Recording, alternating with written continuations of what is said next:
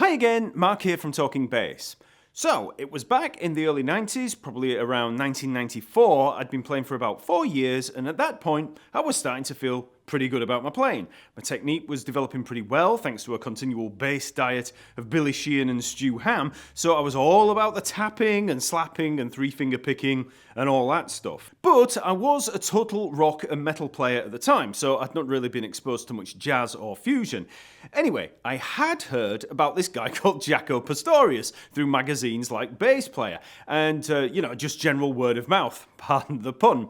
By all accounts, this guy was the greatest bass player who had ever lived, so at some point I set out to buy Jaco's first solo album entitled Jaco, and when I eventually heard it, like most bass players, I was totally blown away and wanted to learn every bass riff and solo on there. I quickly set about learning Donna Lee and Portrait of Tracy, which I managed okay, even though my feel for Donna Lee must have been horrendous looking back on it. But the bass riff that caught my ear the most on the album was the driving line from Kuru, which is a part of a mashup with Herbie Hancock's Speak Like a Child. It didn't sound too difficult, pretty short and easy to get under the fingers, but boy was I wrong. This bass line totally broke me. Yes, it's short and easy to get under the fingers, but that's where the fun ends and the work starts. So let's have a quick listen to the line played along to a track.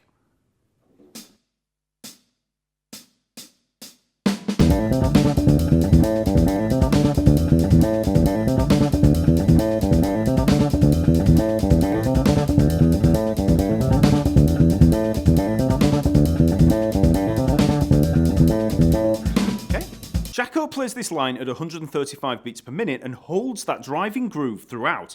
It's an amazing feat of technique, time and stamina. I remember trying so hard to keep up with the record, stood there in my bedroom drenched in sweat. Every time I tried, I failed. I'd keep it going for about a minute and just fall apart. Remember, at that time, I had very limited live experience and I'd only focused on learning very linear and melodically straightforward lines. This was a totally different animal, and don't even get me started on the doubled string line. So today I'm going to guide you through the basic groove, and we'll also look at one of the variations that he uses.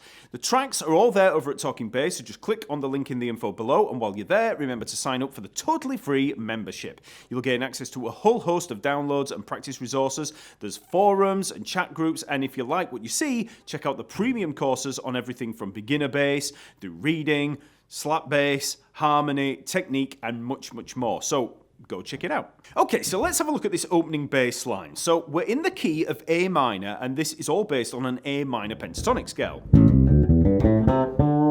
So first let's have a look at the notes in there. So we begin with G to A, 5th to 7th fret on the D string, and that's hammered on. So we pick the first note, the G, and we hammer on at the A. Okay? Next up, we've got the C, 5th fret of the G string, and we play that twice. Okay? And then twice again up on the top D there at the 7th fret. So that's your first few notes there. Hammer on, and then double notes on the C and the D. Next up, we've got a ghost note on the D string. So we were up on the G string with, then we've got that ghost note coming down. Okay? Then we have D to E, 5th to 7th fret on the A string, hammer on again, so pick the first note, hammer on the next one. So when we hammer on at the E at the 7th fret of the A string, we play it again. So then G back down to the E, so 5th fret D string back down to the 7th fret on the A string. And then we jump up to the A, 7th fret of the D string. And then we just come back down, G to E, 5th fret D string to 7th fret on the A string. And that's it for that first line. So very, very slowly.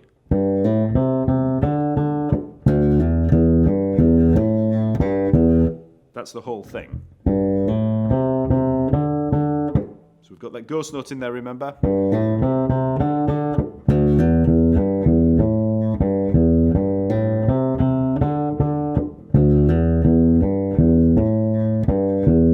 So So now we move into technique, and I would strongly advise focusing on your picking hand here. You need to know exactly which fingers pluck specific notes, and once you have the pattern down, stick with it, okay? So the fretting hand is all very straightforward. You can play all of those notes with just the first and fourth fingers, okay? So your index and pinky. That's the way that I would go with this, but you can also play it with the first and third fingers. So you could play it, so that's all first and fourth, and then if you want to use first and third, you could actually bring the thumb round to mute the E string. So we've got.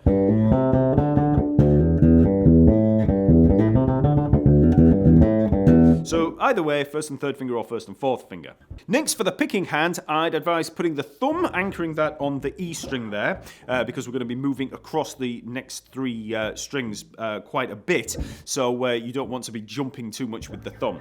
So we start picking with the second finger, so we're starting on that middle finger. So we pick with the middle finger, and then we hammer on, and then we're on to the first finger when we move up onto the G string for the double notes. So it's 1, 2, 1, 2. So index, middle on the G string there. Okay, so you really want to break this down into which finger is taking which note. Okay, so really focus on that. Slow it right down and focus all your attention on this hand. Then when we come back down, for the ghost note, I'm using the first finger. So I'm just resting this hand lightly against that string. So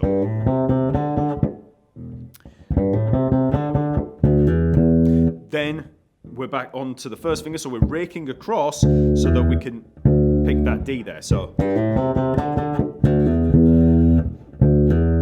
we get the hammer on, and then the next note is going to be with the first finger, which sets us up for moving across the strings with the second finger. So when we get to the G at the 5th fret of the D string, we're on that second finger, the middle finger. And then we come back down on with the first finger, so it's 2, 1. So 2, 1 in that hand. Then second finger when we reach that 8th note of the A there. So that note, make sure that you're on the second finger. If you're not on the second finger at that point, you know, if you take note of which notes you're picking with, or which picking finger goes with which note, if you reach one of these notes and you're on the wrong finger, you know you've gone wrong somewhere. You want to make it as consistent as possible when you're practicing it, so that you're practicing the same thing. Because if you use different fingers, well, then you're practicing something different.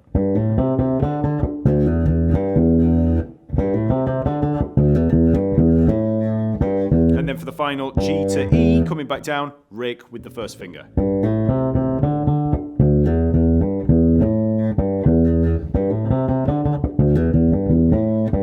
Which sets you up for coming back onto the second finger at the start of the next round. So.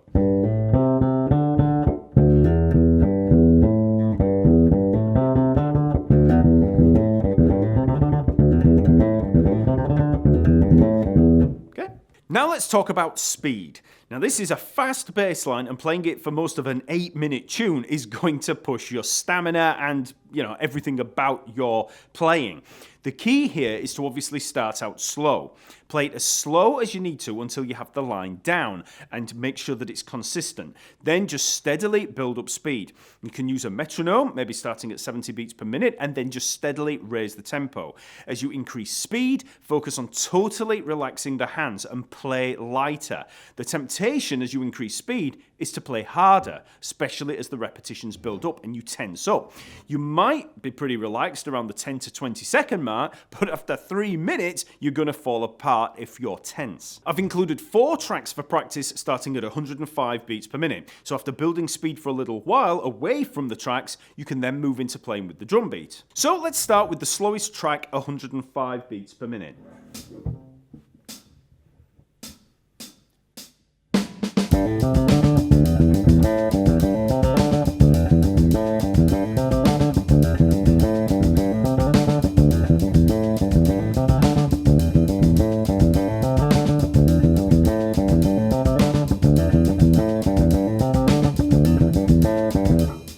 Next, let's try 115.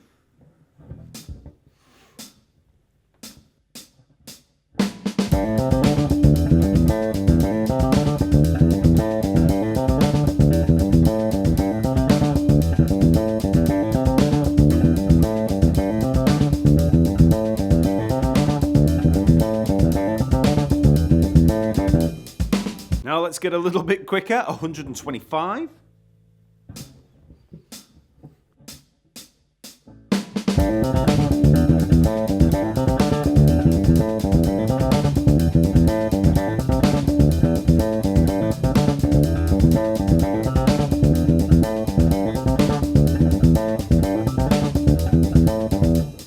And finally, 135 beats per minute.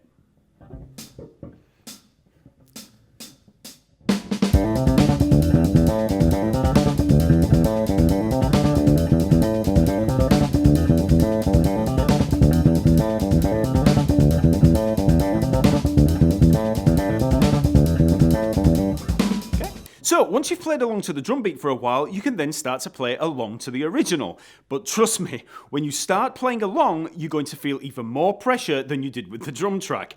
But it's great practice.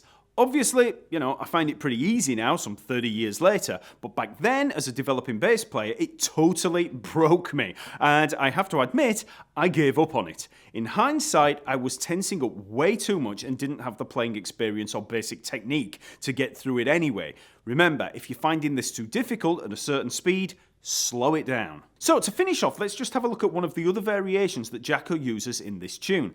I didn't even realise he was playing this until I extracted the bass line with some software, but he does add this variation very intermittently. And the line sounds like this. So he adds that little anticipation.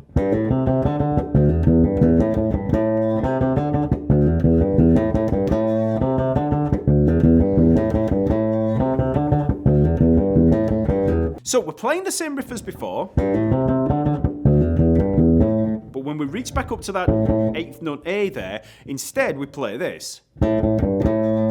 So we've got 2 A's there, so 7th fret of the D string, down to the G at 5th fret, and then back to the A at the 7th fret. And then we're held, because that's the final 16th note of the bar, we hold across until we are back to the doubled notes. So very slowly.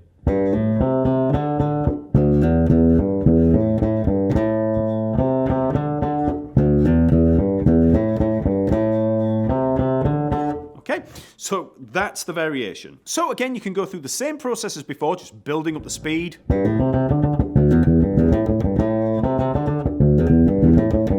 And then you can start to add it in with the other riff. So if you're playing through with the first riff,